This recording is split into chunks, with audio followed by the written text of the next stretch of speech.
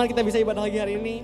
Teman-teman mau di rumah, teman-teman mau di luar. Kalau teman-teman hari ini bisa ngelihat video ini, Tuhan kasih kita kesempatan buat lihat video ini, Tuhan kasih kesempatan buat kita ibadah lagi. Kita mau sama-sama pakai itu baik-baik, amin. Di luar sana boleh rusak, di luar sana boleh kacau.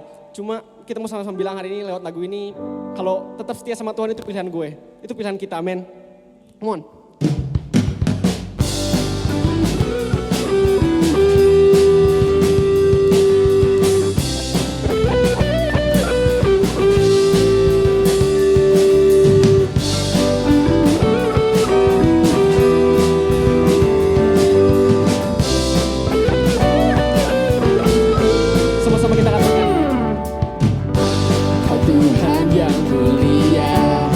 Turun ke dunia untuk tebus segala dosa. Kau beri keselamatan, beri kesempatan, kasih-Mu mengubahkan. Jika ku akui semua dosaku, Kau adalah setia dan adil. Kau kan mengampuni dan sucikan dari segala yang jahat. One, two, tak mau ku hidup bagi dunia ini lagi. Tak ingin kompromi, tak ingin lakukan hal yang dapat dukakan hatimu. Tak mau ku hidup di luar tutur kata firman-Mu yang telah bebaskanku. Yesus, kebenaran-Mu adalah pilihanku.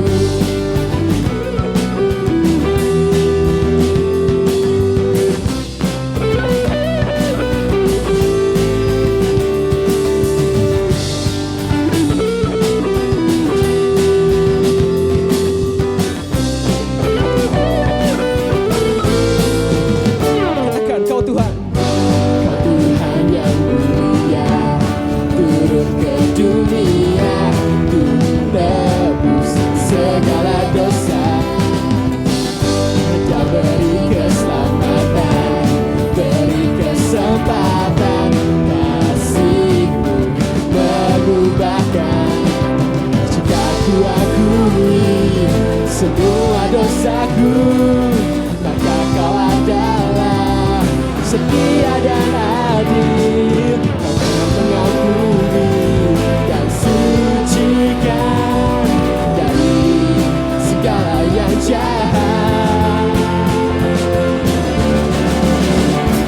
Tak mau ku hidup bagi dunia ini lagi. Tak ingin kompromi, tak ingin lakukan hal yang dapat dukakan hatimu. Tak mau ku hidup di luar tutur kata firman-Mu yang telah bebaskanku. Yesus, kebenaran-Mu adalah pilihanku.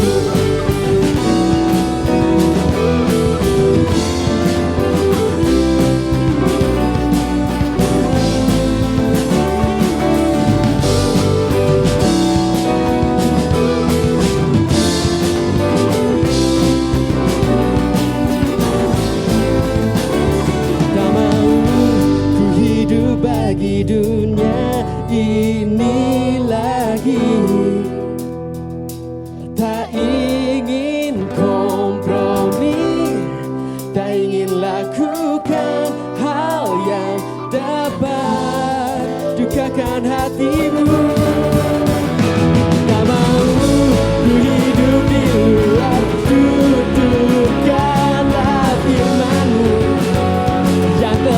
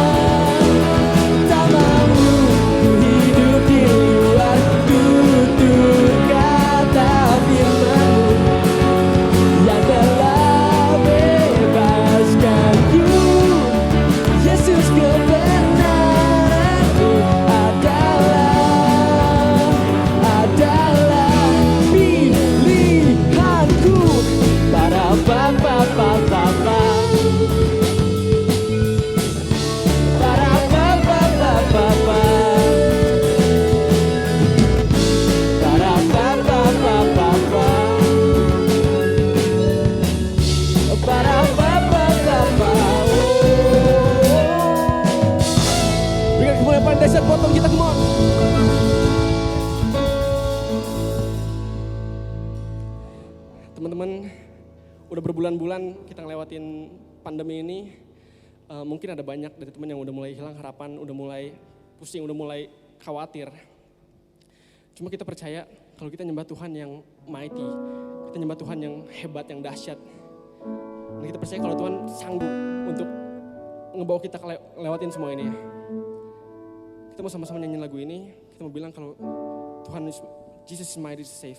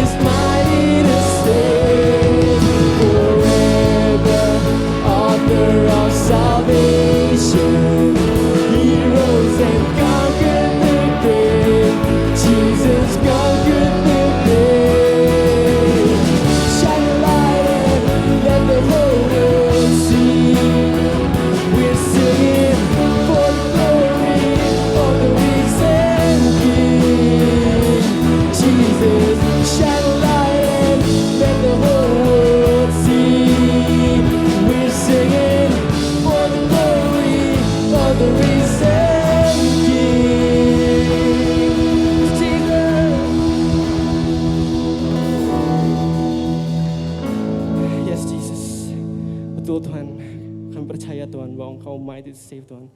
Kami percaya Tuhan bahwa Engkau sungguh dahsyat Tuhan, Engkau sungguh ajaib Tuhan, Engkau sungguh hebat Tuhan. You're mighty to save Jesus. Itu doa kami Tuhan, itu datang dari hati kami Tuhan. Karena kami menyerahkan semuanya ke dalam tangan-Mu saja ya Tuhan.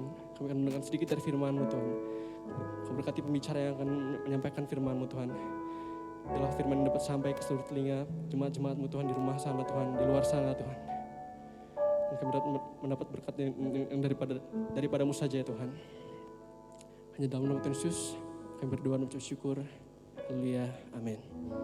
Saudara, dalam mengikuti ibadah secara offline, ada beberapa protokol baru untuk kebaikan bersama dengan mengikuti protokol kesehatan yang ada. Pertama, tahap persiapan. Pastikan Anda memenuhi kriteria berikut. Dalam kondisi sehat, tidak batuk, pilek atau demam, suhu tubuh di bawah 37,3 derajat Celcius, berusia 15-60 tahun, tidak menderita penyakit penyerta seperti diabetes, jantung, hipertensi, atau penyakit paru. Anda wajib mendaftarkan diri terlebih dahulu lewat link yang tersedia. Ini supaya setiap orang yang hadir nanti dapat terdata dengan baik. Kami himbau Anda membawa perlengkapan kesehatan pribadi, seperti masker, hand sanitizer, ataupun tisu. Kedua, tahap memasuki ruang ibadah. Mengantrilah sesuai jalur yang disediakan. Disediakan garis merah dan rambu-rambu yang dapat Anda ikuti di gereja. Cek suhu tubuh. Apabila Anda memiliki suhu di atas 37,3 derajat, maka Anda tidak diperkenankan masuk ruang ibadah.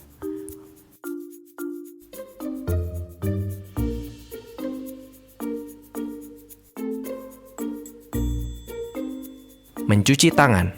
Ada beberapa wastafel untuk Anda mencuci tangan sebelum masuk ruang ibadah.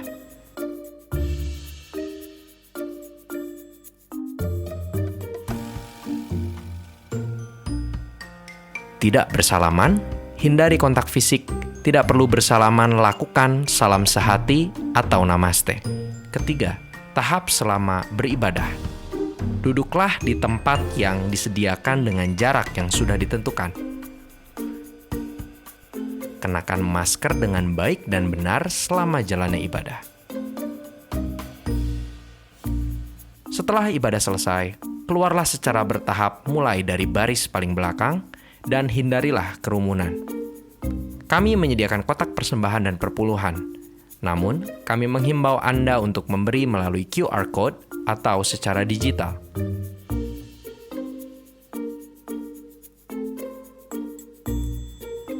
Keempat, tahap meninggalkan tempat ibadah. Hanya ada satu pintu keluar, yaitu melewati pintu utama. Tertiblah keluar dari ruang ibadah, segera kosongkan ruang ibadah karena akan disterilisasi dengan UV light untuk persiapan ibadah berikutnya. Bagi Anda yang membawa kendaraan roda 2, silakan memutar melewati pintu masuk roda 2. Bagi Anda yang tidak berkepentingan, hindari kerumunan dan segera kembali ke rumah masing-masing. Tidak perlu bingung, pada hari ibadah ada asyir yang siap membimbing Anda untuk mengikuti protokol dengan baik. Mari beribadah dengan bertanggung jawab dengan mengikuti protokol kesehatan. Tuhan Yesus memberkati.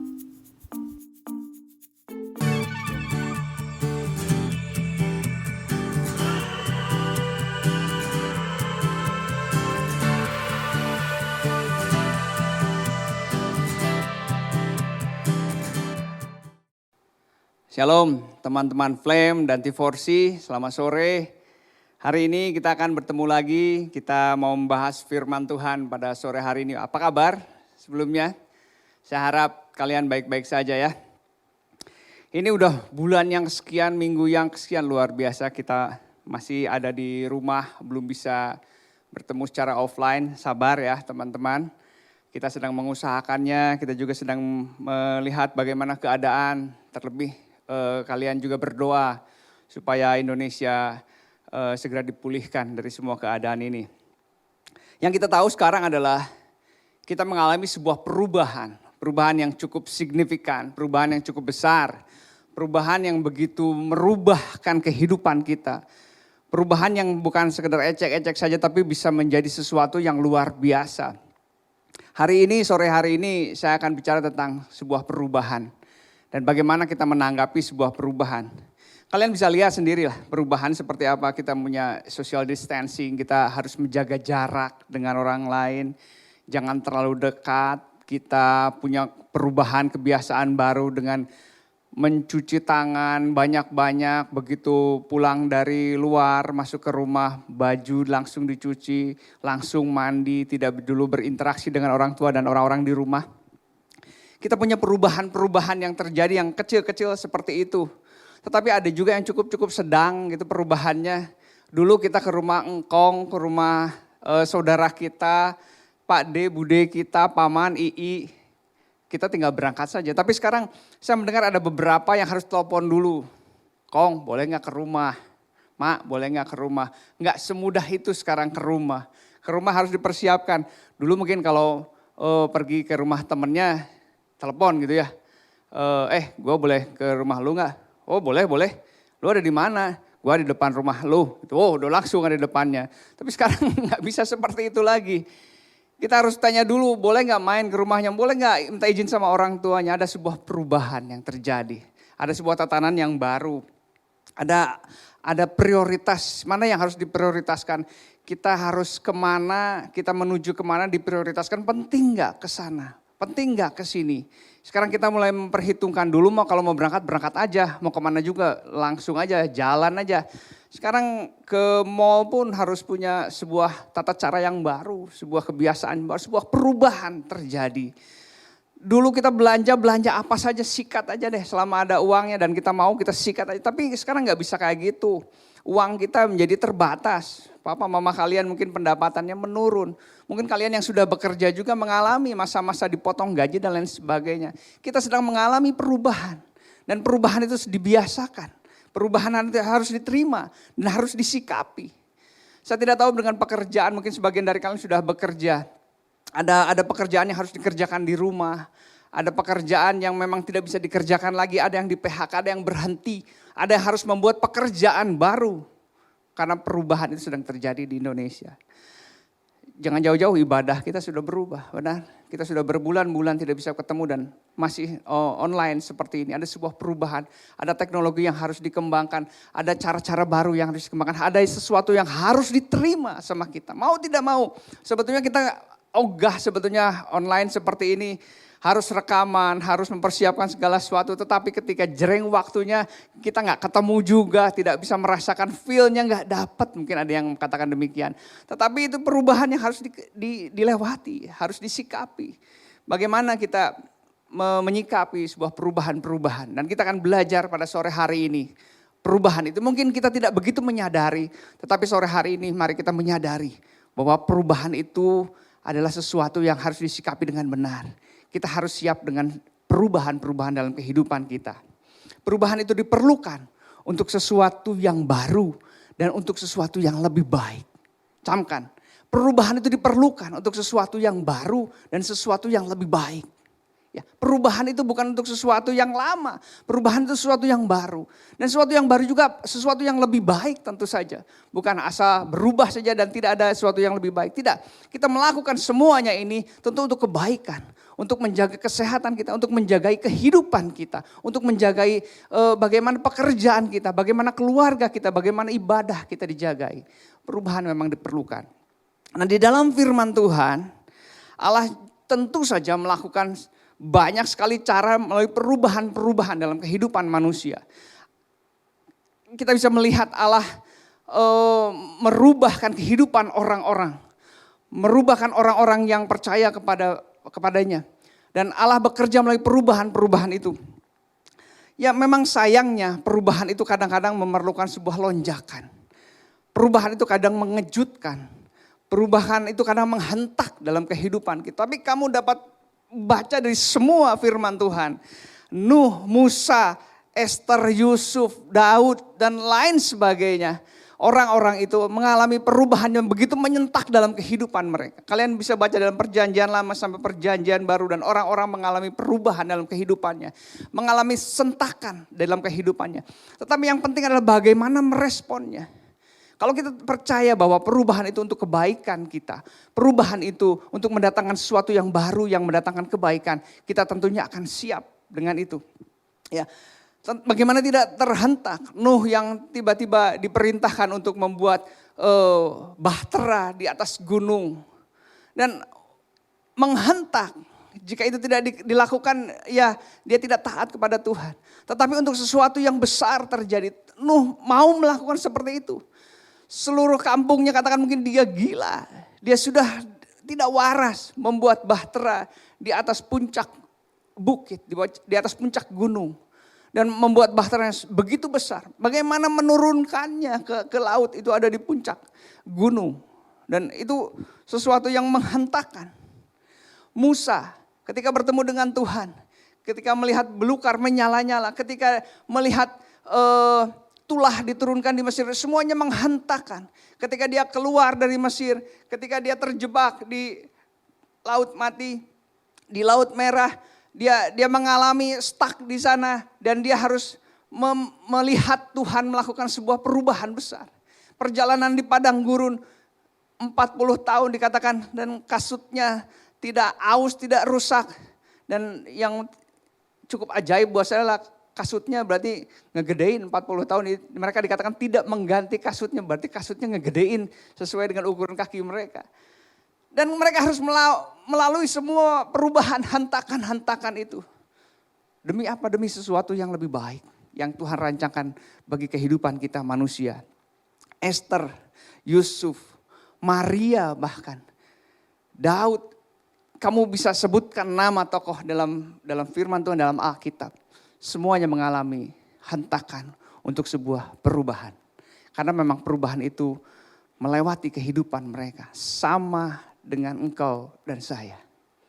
Dalam kehidupan kita, kita akan mengalami banyak sekali perubahan. Nah, untuk orang yang siap dengan perubahan itu tidak menjadi masalah. Dan ya untuk apa dibahas, karena ada orang-orang yang memang sudah siap, punya mental yang siap untuk perubahan. Tetapi saya mau menekankan untuk orang-orang yang merasa takut untuk perubahan. Orang-orang yang merasa belum siap untuk perubahan. Kenapa saya mau katakan demikian? Karena ada orang-orang yang seperti itu. Kok tahu? Karena saya adalah salah satunya. Saya mengalami yang namanya perubahan itu begitu tidak disukai dalam kehidupan saya. Saya menghindari perubahan. Saya orang yang tipenya nyaman dengan stagnan, dengan sesuatu yang sudah nyaman, dengan sesuatu yang sudah firm, yang sudah berdiri tegak. Saya enggan sekali untuk merubahnya. Bagaimana tidak? Saya baru bisa naik sepeda kelas 1 SMP. Saya baru bisa naik motor itu pas kuliah, baru belajar motor. Saya baru bisa menyetir mobil itu umur 26 tahun ketika sudah bekerja. Dan saya mengalami banyak hal-hal yang begitu terlambat dalam kehidupan saya. Saya dengar anaknya Pak David sudah bisa naik sepeda kelas 4 SD. Saya kelas 1 SMP baru bisa belajar sepeda. Ketika saya merenungkan, saya adalah tipe orang yang tidak siap dengan perubahan. Dan sore hari ini, saya mau bicara sama engkau yang merasa tidak siap, tidak terbiasa dengan perubahan. Saya mau menguatkan engkau. Karena apa? Karena dalam hidup kita tidak bisa menghindari perubahan. Kita akan terus mengalami perubahan. Nah, dalam firman Tuhan, ada orang juga yang tidak siap. Jadi jangan khawatir buat teman-teman yang tidak siap dengan perubahan, yang tidak nyaman dengan perubahan. Firman Tuhan ngomong ada orang, ada hamba Tuhan yang tidak siap dengan perubahan dan dia masih gagap dengan perubahan itu. Ketika Tuhan meminta dia melakukan suatu perubahan untuk umatnya, dia merasa tidak siap untuk itu. Mari kita buka bersama-sama dalam Hakim-Hakim yang ke-6. Hakim-Hakim yang ke-6. Nanti bisa dimunculkan ayatnya, Hakim-Hakim yang ke-6. Kalian bisa buka dalam Alkitab kalian di rumah. Hakim-Hakim 6 ayat 11 sampai 24. Agak panjang sedikit tapi ini cukup menceritakan bagaimana orang yang tidak siap dengan perubahan. Ini cerita tentang Gideon. Pada waktu itu umat Israel sudah keluar dari Mesir tetapi mereka meninggalkan Tuhan. Dan Allah menghukum mereka. Mereka diserahkan kepada orang Midian. Mereka dijajah oleh orang Midian. Ketika mereka mendapat tekanan, ada yang kabur ke pegunungan, lari ke gua-gua, membuat kubu-kubu pertahanan, dan mereka intinya adalah tercerai-berai dan ditekan oleh orang-orang Midian. Orang Midian cukup unik sekali. Mereka datang ke tempat orang Israel, mereka merusak tanaman yang sudah ditabur, mereka menghabiskan ternak domba dan lain sebagainya. Dan mereka meninggalkan bangsa Israel dengan tidak ada makanan. Bangsa Midian ini cukup unik, mereka membuat bangsa Israel itu menjadi kelaparan. Dan itu mereka lakukan terus secara kontinu. Bangsa Israel menjadi ketakutan. Bangsa Israel tidak bisa melawan. Dan mereka tertekan. Lalu mereka berteriak kepada Tuhan, minta pertolongan. Mari kita buka dalam Hakim-Hakim yang ke-6, ayat yang ke-11. Saya akan bacakan buat saudara. Kemudian datanglah malaikat Tuhan dan duduk di bawah pohon terbantin di Ofra, kepunyaan Yoas anak Abiezer itu. Sedang Gideon anaknya mengirik gandum dalam tempat pemerasan anggur agar tersembunyi bagi orang Midian. Dia mengirik gandum di tempat pemerasan anggur. Itu adalah tempat yang berbeda. Anggur itu tidak bisa diperas dalam ruang yang terbuka. Dia perlu steril. Jadi tempatnya harus tempat yang tertutup. Mungkin di bawah tanah dan lain sebagainya. Tapi pengirikan gandum itu di luar. Di tempat yang terbuka mungkin debunya bisa terbang kemana-mana. Nah, untuk saat itu Gideon sedang mengirik gandum di tempat pemerasan anggur. Dia sedang bersembunyi karena ketakutannya. Ini orang yang bukan orang yang gagah berani sebetulnya ya. Kemudian ayat 12, malaikat Tuhan menampakkan diri kepadanya dan berfirman kepadanya demikian. Tuhan menyertai engkau ya pahlawan yang gagah berani. Jawab Gideon kepadanya, Tuanku, jika Tuhan menyertai kami, mengapa semua ini menimpa kami? Di manakah segala perbuatan-perbuatan yang ajaib yang diceritakan oleh nenek moyang kami kepada kami. Ketika mereka berkata, bukankah Tuhan telah menuntun kita keluar dari Mesir? Tetapi sekarang Tuhan membuang kami dan menyerahkan kami dalam cengkeraman orang Midian. Lalu berpalinglah Tuhan kepadanya dan berfirman, pergilah dengan kekuatanmu ini dan selamatkanlah orang Israel dari cengkeraman orang Midian. Bukankah aku mengutus engkau? Dia diutus oleh Tuhan. Ayat ke-15, tetapi jawabnya kepadanya, Tuanku, dengan apakah akan kuselamatkan orang Israel? Ketahuilah, kaumku adalah paling kecil di antara suku Manase, dan aku pun seorang yang paling muda di antara kamu, dari antara kaum keluarga. Apakah Tuhan tidak tahu? Tuhan tahu bahwa itu suku mereka adalah suku yang paling kecil, dan Gideon pun anak yang paling muda. Apakah Tuhan tidak tahu? Tuhan tahu. Tetapi Gideon sedang beralasan-alasan saja kepada Tuhan. Dia tidak berani untuk mengambil kesempatan, tantangan dari Tuhan. 16. Berfirmanlah Tuhan kepadanya, tetapi akulah yang menyertai engkau. Sebab itu engkau akan memukul kalah orang Midian itu sampai habis. Maka jawabnya kepadanya, jikanya sekiranya aku mendapat kasih karunia di matamu, maka berikanlah kepadaku tanda bahwa engkau sendirilah yang berfirman kepadaku. Jadi janganlah kiranya pergi dari sini sampai aku datang kepadamu membawa persembahanku dan meletakkannya di hadapanmu, firman-Nya. Aku akan tinggal sampai engkau kembali. Masuklah Gideon ke dalam, mengolah seekor anak kambing dan roti yang tidak beragi dari seeva tepung. Ditaruhnya daging itu di dalam baku dan kuahnya dalam periuk. Dibawanya kepadanya di bawah pohon terbantin lalu disuguhkannya. Berfirmanlah malaikat Allah kepadanya, ambillah daging dan roti yang tidak beragi itu. Letakkanlah di atas batu itu dan curahkanlah kuahnya. Maka diperbuatnya demikian. Dan malaikat Tuhan mengulurkan tongkat yang ada di tangannya dengan ujungnya. Disinggungnya daging dan roti itu. Maka timbullah api dari batu itu dan memakan habis daging dan roti itu. Kemudian hilanglah malaikat Tuhan itu di pandangannya. Maka tahulah Gideon bahwa itulah malaikat Tuhan. Lalu katanya, celakalah aku Tuhan ya Allah. Sebab memang telah kulihat malaikat Tuhan dengan berhadapan muka. Tetapi berfirmanlah Tuhan kepadanya, selamatlah engkau. Jangan takut, engkau tidak akan mati. Lalu Gideon mendirikan mezbah di sana bagi Tuhan dan menamainya Tuhan itu keselamatan. Mezbah itu masih ada sampai sekarang di Ofra, kota orang Abiezer. Lihat, Tuhan sudah menampakkan diri melalui malaikatnya. Tuhan sudah berjanji dikatakan engkau akan menumpas habis, tapi Gideon masih, aku perlu tanda, aku perlu tanda, aku perlu tanda. Tidakkah Gideon mendengar cerita tentang bagaimana Musa dan bagaimana pahlawan-pahlawan iman dia terdahulu? Apakah dia tidak pernah mendengar firman Tuhan yang menguatkan dia bahwa Tuhan menyertai bangsa itu? Tetapi mungkin yang paling mungkin buat saya adalah Gideon tipe orang yang tidak siap untuk perubahan. Dia bukan pejuang yang bermental baja. Saya pikir nggak jauh dari saya dan mungkin beberapa teman yang ogah sekali dengan perubahan-perubahan. Nah sore hari ini, lihat. Tidak perlu Tuhan sampai menampakkan diri dan membuat tanda dalam kehidupan kita. Allah sudah memanggil kita. Allah sudah menyiapkan kita. Ketika kita terima Kristus, ketika kita ditebus oleh Tuhan, yakinlah Tuhan punya rencana bagi kehidupan kita.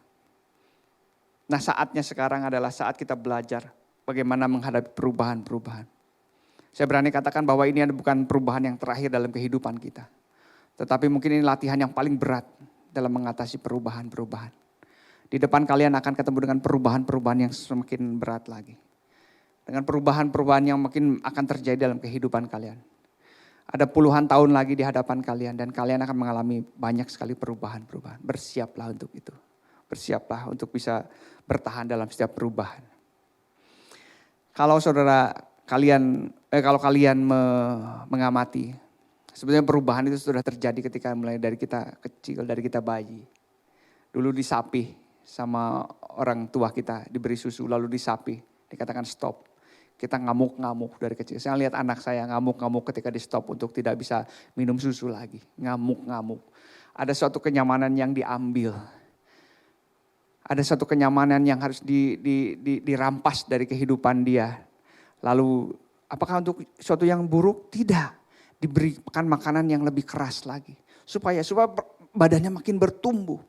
Orang tidak siap dan nangis. Aduh gak mau, aku maunya susu. Orang tua gak mau dengar. Enggak, ini yang terbaik. Kamu harus makan makanan keras. Lihat hasilnya. Jadi kalian jadi tumbuh yang besar-besar. Jadi anak-anak yang besar-besar. Ada perubahan lagi. Aduh main dari kecil di rumah terus. Lalu tiba-tiba orang tua katakan kalian. Sekolah. Sekarang tiba saatnya sekolah. Harus bangun pagi, harus mandi, harus pergi ke sekolah. Waduh nangis-nangis, ngamuk-ngamuk. Nangis di sekolah, tidak mau ke sekolah dan lain sebagainya. Tetapi harus mengalami seperti itu. Untuk suatu kebaikan. Lalu kalian masuk sekolah. Masuk sekolah, wah oke, ternyata main dan isinya belajar, oke lah. Tiba-tiba harus ujian. Ada sebuah perubahan, ada kenyamanan yang diambil lagi dan seterusnya dalam kehidupan kita ngalamin hal yang seperti itu. Lulus TK ke SD, lulus SD ke SMP, SMP ke SMA kuliah.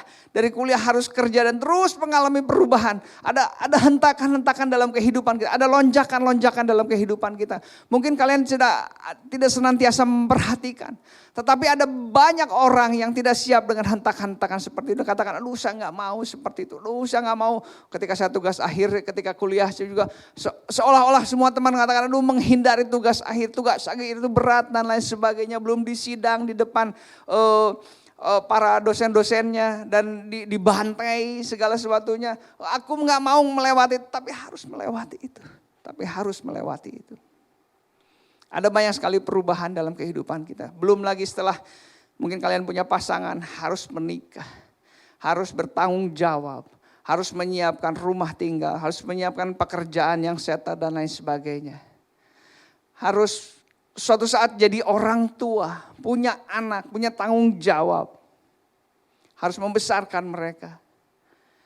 Lalu orang tua kita menjadi tua dan mungkin harus pulang ke rumah Tuhan. Kita kehilangan orang tua dan ada perubahan terus dalam kehidupan kita. Terus semua musim berulang lagi dan makin maju. Kehidupan kita kalau engkau perhatikan penuh dengan perubahan. Harusnya kita siap dengan perubahan itu. Harusnya perubahan itu menjadi sangat terbiasa dalam kehidupan kita. Setiap kita harus siap dengan berbagai macam perubahan. Saya menuliskan ada 5 tips buat kalian, 5 cara bagaimana supaya kita bisa bertahan dalam perubahan. Orang yang bertahan dalam perubahan, dia jadi history maker. Dia yang membuat sejarah. Orang yang tidak siap dengan perubahan, dia akan lewat, dilibas oleh perubahan itu sendiri. Berapa banyak di teman-teman kalian yang mungkin kalian yang punya beberapa teman yang putus asa dan tidak mau lagi melanjutkan kuliahnya atau hidupnya bahkan. Dan putus asa dia bilang enggak, saya udah cukup capek. Saya tidak siap dengan keadaan dunia ini. Di luar sana banyak orang-orang yang tidak siap dengan perubahan. Tetapi saya mau teman-teman Flame dan T4C siap untuk perubahan. Kita akan bahas tips yang pertama. Yang pertama adalah bersiap dengan perubahan. Sore hari ini saya sedang mempersiapkan kalian untuk siap dengan perubahan. Kalian harus mengerti apa itu perubahan. Perubahan tidak bisa ditinggalkan begitu saja. Ketika Tuhan mau bekerja, ketika Tuhan sedang melakukan rencananya, lihat dia memanggil Gideon. Dia melakukan banyak sekali cara, banyak sekali cerita. Banyak sekali cerita dalam firman Tuhan, Allah sedang melakukan sesuatu dan dia sedang melakukan perubahan. Dan anak-anak Tuhan harus siap dengan perubahan itu. Siapapun, kalian boleh baca. Tokoh manapun kalian boleh lihat di dalam firman Tuhan. Mereka mengalami perubahan dalam kehidupannya. Jadi yang pertama adalah bersiap untuk perubahan. Sore hari ini saya mau menguatkan kalian, siaplah untuk perubahan. Itu yang pertama. Yang kedua, berdamai dan terbiasa dengan perubahan. Kenapa saya katakan berdamai? Ketika sebuah perubahan terjadi, maka ada sesuatu yang sudah nyaman kita miliki dicabut dari kehidupan kita. Entah apapun itu, kenyamanan apapun itu. Tetapi ada sesuatu untuk sebuah perubahan, ada sesuatu yang ditarik dari kehidupan kita. Saya begitu terhentak sekali ketika orang tua saya meninggal. Tiba-tiba saya merasa seperti orang yang sendirian di atas muka bumi ini. Sepertinya tidak punya siapa-siapa lagi di atas saya. Sepertinya di atas saya tinggal Tuhan saja. Tidak ada papa mama lagi. Ada sesuatu yang begitu menghentak. Tetapi ketika saya berdamai dengan itu, memang semua orang harus pulang ke rumah Tuhan. Setiap orang harus meninggal. Saya mulai berdamai dan mulai terbiasa. Oh, itu hal yang biasa. Dan siap dengan perubahan-perubahan lain yang mungkin lebih mengejutkan lagi dalam kehidupan saya. Saya tidak tahu, mungkin umur-umur seperti umur saya ini sudah tidak nyaman lagi ketika olahraga begitu berat. Ketika pinggang begitu mudah sakit, ketika mudah sekali masuk angin. Saya harus berdamai dengan perubahan-perubahan dalam kehidupan saya. Tubuh jasmania saya semakin menurun. Tetapi biar tubuh rohani semakin kuat, semakin siap untuk perubahan. Semakin siap, makin terbiasa untuk perubahan. Berdamailah dengan beberapa hal yang mungkin harus hilang dalam kehidupan kita. Kenyamanan kita, ada banyak hal yang begitu nyaman dalam kehidupan kita dan Tuhan ambil untuk perubahan. Perubahan sekali lagi untuk sesuatu yang lebih baik. Yang ketiga, berdamai dengan mereka yang belum siap untuk berubah. Nah, ini penting sekali, penting sekali. Kalau sore ini saya menguatkan orang-orang yang tidak siap dengan perubahan. Nah, untuk engkau yang sudah siap dengan perubahan, sudah terbiasa dengan perubahan, engkau juga harus berdamai dengan orang-orang yang belum bisa berubah. Kenapa saya berani katakan demikian? Karena di atas muka bumi ini banyak sekali orang yang belum siap dengan perubahan. Dan buat orang yang sudah berubah dong, siap dengan untuk move on terus, orang-orang seperti ini ngeganjel luar biasa. Nah, apa yang harus kita kerjakan? Kita nggak mungkin seret-seret ya, ayo berubah sama seperti saya. Kecuali saya sedang menyemangati mereka ya. Tetapi kita nggak bisa paksa mereka. Ada beberapa dari antara mereka yang perlu waktu dengan Tuhan sampai mereka katakan ya saya siap untuk perubahan. Ada beberapa mereka yang harus bergumul dengan kehidupannya. Ada yang mereka bergumul dengan egonya dan lain sebagainya dalam kehidupan kita. Kita nggak mungkin ketemu dengan orang yang sama persis dengan kita. Bahkan saudara yang paling dekat pun, suami istri sekalipun atau siapapun yang mungkin punya hubungan dekat, pasti tidak sama 100%. Pasti ada banyak perbedaan, termasuk di dalamnya adalah orang-orang yang tidak siap untuk berubah. Apa yang harus kita kerjakan? Kita harus bersabar dengan mereka, kita harus berdamai dengan mereka, kita harus tetap bisa bekerja dengan mereka, melayani bersama-sama dengan mereka. Ada begitu banyak orang yang tidak siap untuk itu. Nah, engkau yang sudah siap, engkau harus berdamai dengan orang-orang yang belum bisa untuk berubah. Jadi ini kompleks ya untuk kalian yang tidak berani untuk berubah dan untuk kalian yang mungkin sudah berubah dan tidak sabar dengan orang-orang yang tidak siap dengan perubahan. Tapi malam hari ini harusnya kita terbiasa dengan perubahan. Kita siap dengan berbagai macam perubahan. Yang keempat, jangan takut dan tetap tenang. Kalau kalian baca dalam firman Tuhan, Setiap perubahan selalu mengagetkan. Selalu melalui sebuah tragedi, kejadian yang luar biasa. Daud yang diurapi, terus jadi raja, harus ketemu dengan Goliat, pertempuran seperti itu, dan lain sebagainya. Ada suatu kejadian begitu syok, begitu mengagetkan. Dalam kehidupan kita akan mengalami hal-hal yang begitu mengagetkan. Tapi jangan takut, tetap tenang. Seperti firman Tuhan tadi kepada Gideon. Dikatakan berfirmanlah Tuhan kepada ayat ke-16. Tetapi akulah yang menyertai engkau. Sebab itu engkau akan memukul kalah orang Midian itu sampai habis. Tetapi akulah yang menyertai engkau. Jika Tuhan punya rencana dalam kehidupan kita. Jika kita menyerahkan kehidupan kita dalam tangan Tuhan. Kita percaya bahwa Allah membimbing kehidupan kita. Percayalah apapun yang terjadi. Tuhan sedang melakukan sesuatu bagi kehidupan kita. Mungkin kelihatannya seperti sebuah tragedi yang begitu besar. Mungkin kelihatannya seperti sebuah syok yang begitu mengagetkan. Jangan takut, tetap tenang. Lalu apakah kita gak boleh kaget? Boleh ya. Setiap orang yang dikagetkan mungkin harus terkaget-kaget. Kita syok ketika mengalami suatu tragedi, kejadian yang sebetulnya hendak mengubahkan kehidupan kita. Tetapi ada berbagai macam cara setelah itu. Ada berbagai macam sikap tindakan setelah itu. Beberapa hari yang lalu saya ngobrol dengan Master Joe Sandy, mungkin tahu juga ya kalian ya. Teleponan dengan saya. Terus dia cerita tentang bagaimana bisnis dia. Bisnisnya ada bisnis entertain. Bisnisnya di dunia entertainer. Bagaimana bisa berlanjut dalam keadaan yang seperti ini, social distancing dan semua serba terbatas. Tetapi dia punya berbagai macam ide yang brilian. Bagaimana bisa sebuah entertainer itu bisa dikemas dalam bentuk yang lebih hebat lagi, dalam bentuk teknologi yang lebih maju lagi. Saya kagum dengan dia karena dia bersiap untuk perubahan. Dia punya sikap, punya mentalitas yang siap untuk perubahan. Nah, dia menginspirasi saya. Ketika saya siapkan khotbah ini, dia menginspirasi saya. Ya, ada banyak hal yang sebetulnya masih bisa dikerjakan ketika terjadi sebuah perubahan. Mungkin mengagetkan. Saya juga yang sedang bisnis juga mengalami kaget-kaget dan harus bagaimana bisnis, putar otak lagi. Cari hikmat sama Tuhan, tanya sama Tuhan. Tuhan harus kerjain apa di masa-masa seperti ini. Tetap tenang dan Tuhan yang akan menyertai kita. Tetap tenang dan Tuhan menyertai kita. Yang terakhir, yang kelima, yakinlah Allah tidak tinggal diam, Dia menyertai.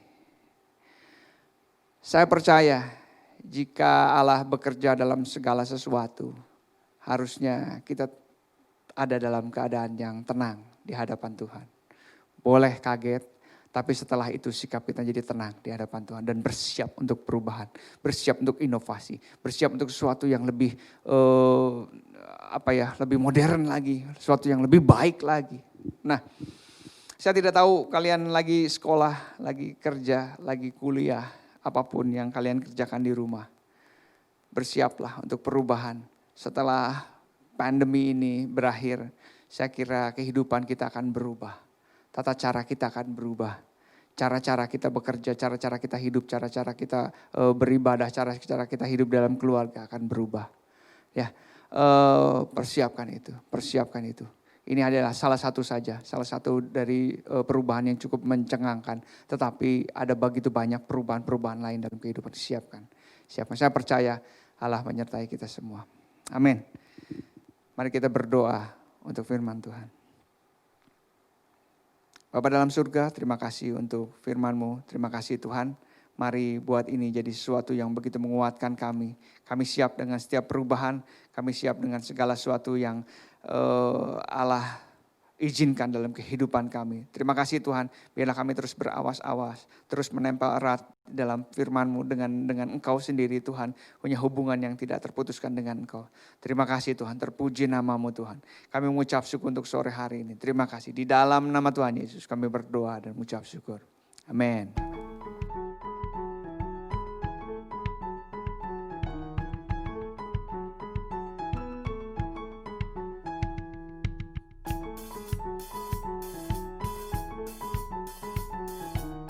Seluruh kegiatan ibadah tengah minggu KKP, KKK, KKW, kegiatan doa pagi, dan House of Prayer ditiadakan selama masa social distancing. Untuk persembahan dan perpuluhan, Anda dapat salurkan melalui rekening Gereja Rehoboth 449 303 3037. Cantumkan keterangan berupa persembahan atau perpuluhan. Untuk memudahkan Anda memberikan persembahan dan mengembalikan perpuluhan, Gereja Rehoboth menyediakan QR Code. Silakan scan QR Code yang tersedia, lalu persembahan dan perpuluhan dapat dilakukan melalui beberapa sarana berikut ini.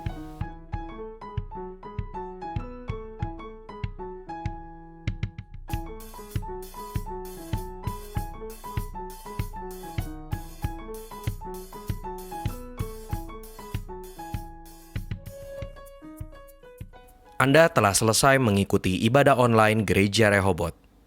Jangan lupa untuk like dan subscribe, dan ketuk lonceng untuk notifikasi pemberitahuan info-info berikutnya. Tuhan Yesus memberkati.